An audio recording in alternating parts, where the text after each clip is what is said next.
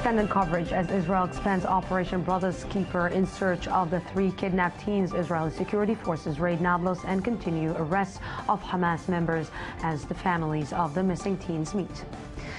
The fight in Iraq approaches Baghdad. Troops of the Iraqi army engage in heavy clashes with Sunni Islamist militants 60 kilometers from the capital city.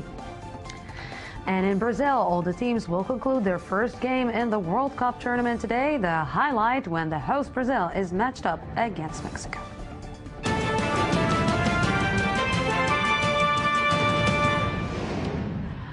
Welcome back to the news today. This is the Daily Debate. The sweeping advance of the Al-Qaeda-linked organization ISIL through western Iraq has sent shock waves across the region.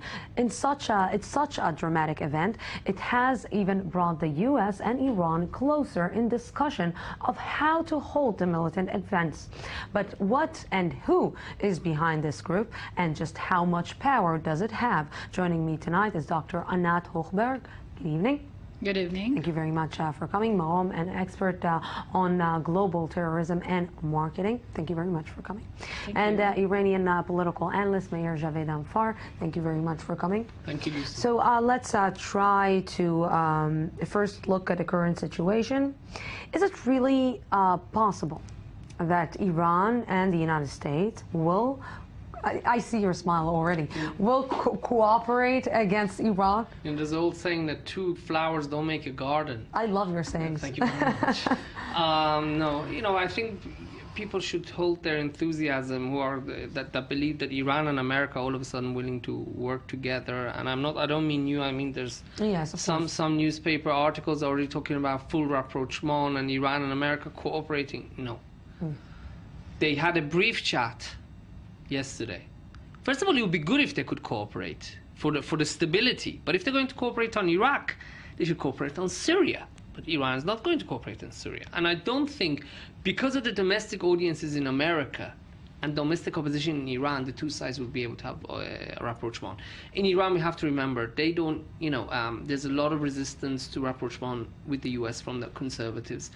And I think, they would be very suspicious of America in this case, to have full cooperation with America. And of course, President Obama now to start cooperating with Iran, he's got Congress coming up, elections. What would the pro-Israel lobby say in America if he's seen as being too friendly to Iran? It will cost him votes. I think what we're probably looking at here is perhaps at best some intelligence sharing regarding ISIL. But apart from that, I don't see this going beyond. So let's try to understand who is the ISIL, because we're used to say Al-Qaeda, we're used to say Hamas, we're used to say Muslim Brotherhoods. We are not used to say ISIL. Who are they? Okay, first of all, we have to know that Al-Qaeda in general and ISIS or ISIL in particular is the Salafist, the global jihad, the Salafist, the most extreme terror organization in the area of the Middle East. Actually, this is one of the worst times that we see what happens right now in Iraq, and especially also in Syria, is the extremist part of their organization. They want to ruin, to change the Middle East routine life to topple Bashar al-Assad and to help topple the Nour al-Maliki, to overthrow the governments and to make a new political order, which not based on religious, on secular, not on secular rules, but on religious rules. Do they have Sharia laws? Sorry, do they have like a health system like Hezbollah and Hamas? Do they have a health and education system, or is it just solely a jihadi model? Actually, they try to, and for the last year, that's what they did already. They just they raised the. It's not raised, but they established a new, let's say, civil. It's not service, but they built some schools, some kindergartens, some options to in order to influence the public, the population.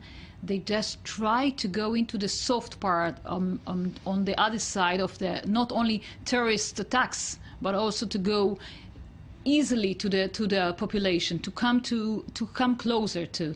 We saw it in Syria, and we see it right now in Iraq. But when you see this amount of people being murdered and being killed and being exploded, this is the way that the population in these countries are, you can actually convince them that you are doing good to them when you're killing your own people? It's not to convince them. You cause them to be feared of.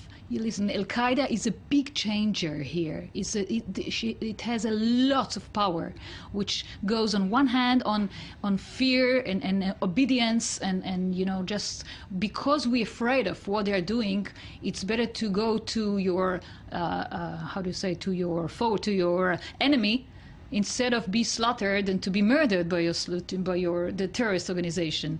But on the other hand, if you look further, when we look at what's going on in the internet, in the social networks, there's lots of works done there in order to influence people to come over, and the radicalization and all what's going on now with the militant messages that they're just promoted and distributed all over the social networks.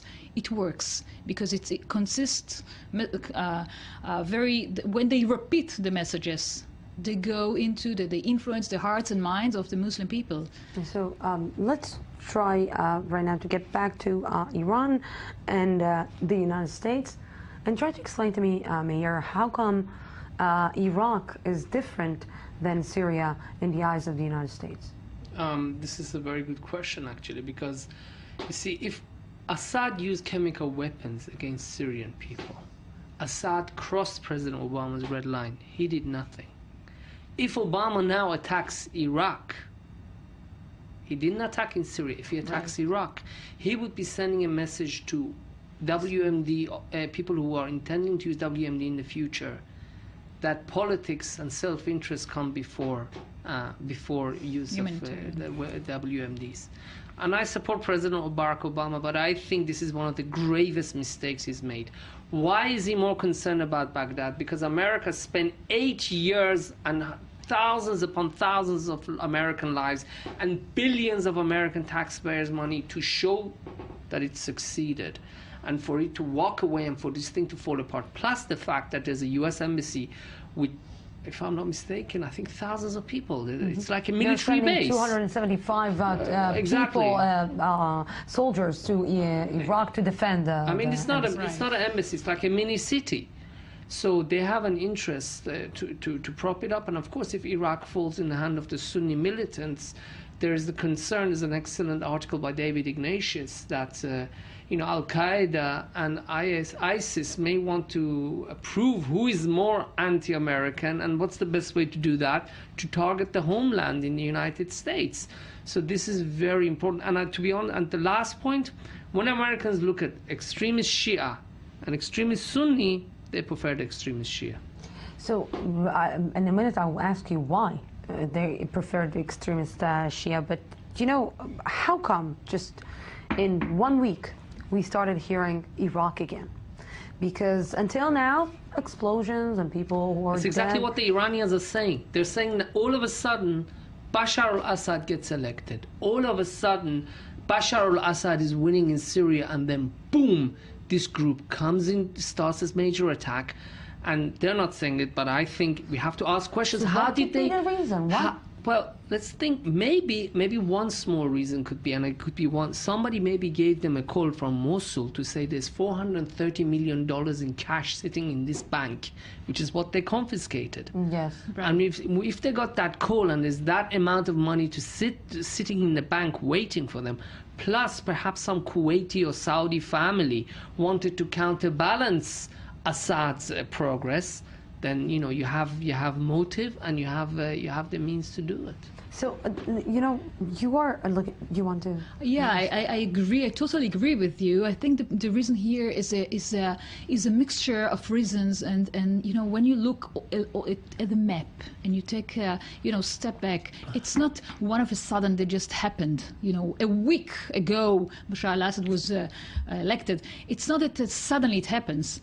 Al-Qaeda is going deeper and deeper and becoming stronger, but this is not Al-Qaeda. Al-Qaeda disowned ISIS. Right. Because they're too extremist. Imagine now Al-Qaeda is actually moderate today. Yes, as compared to the new Middle East. Yeah. As where Al-Qaeda is moderate. That's exactly what I anticipated, that the ISIS will be a lot more tougher, brutal, and even a nightmare for the Sunnis in Syria as well as in Iraq. What's fascinating here, Lucy, is that our colleague, sorry, I forgot your name, apologies, is saying that ISIS, Dr. Anat Hochberg, she says ISIS has a social model.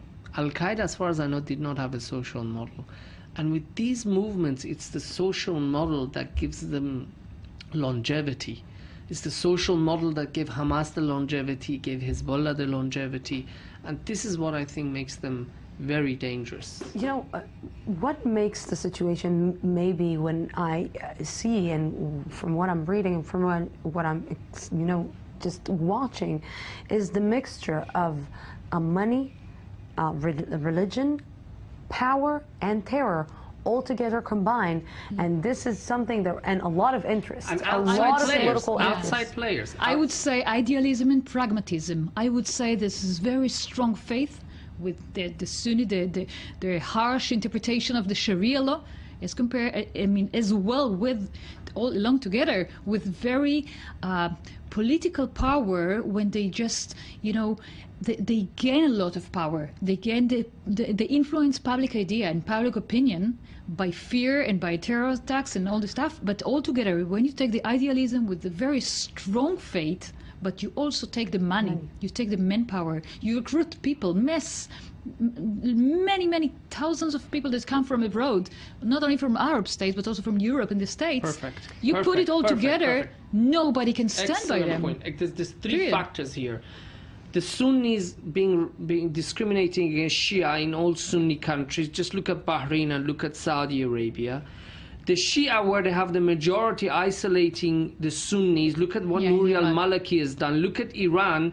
Tehran is the only capital city in the Middle East where a Jew can build a synagogue, but a Sunni can't build a mosque. Right. So you have on the two sides. Plus, in 2 years, there have been more foreign jihadis fighting in Syria than the 10 years in Afghanistan. And you know what, Lucy? Sometimes these foreign jihadis who turn up from Belgium, from the UK, they are more fanatic than the people who live here. And this is one thing that really makes the situation far more toxic than it is. I want to take it maybe one step forward, and maybe this is for Iran plays perfect in their cards, because for Iran right now, the entire world, what you're saying, from what I'm hearing from you, this is even more dangerous than maybe a nuclear bomb, because the influence that you can have on people with money, with power, with religion, it's bigger than just to have a bomb and sanctions. And I don't think it's more dangerous than the sanctions, because the regime can't lose stability because of this, but it can lose stability over sanctions.